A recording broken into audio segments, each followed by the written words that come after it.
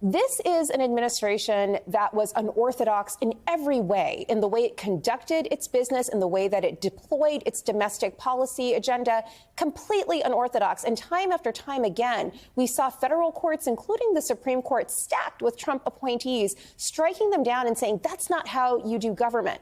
And the reason we are here today with a former president being indicted in federal court is because they didn't do government the right way. This isn't a witch hunt. This is about taking documents that were supposed to be the property of the American public and putting them in your beach house in South Florida. This isn't a witch hunt. This is simply about not being able to follow the basic rules of the road and do government properly.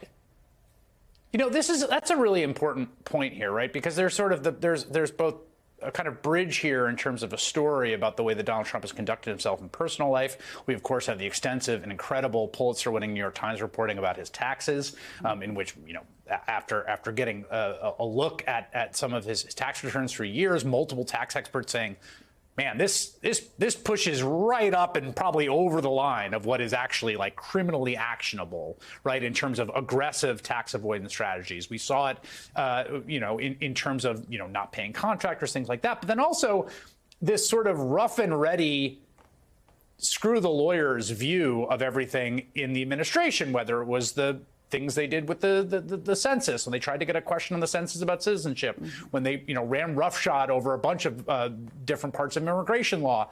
This sense that, like, screw it, you know, well, don't listen to the lawyers, do whatever you want to do. Like, this is kind of the ultimate culmination of that pattern in practice, which has been well established, Andrew, for the duration of the guy's public life, some of the stuff that I think you saw in the Mueller investigation in his associates, and the way he conducted himself as president, the way he's conducted himself afterwards.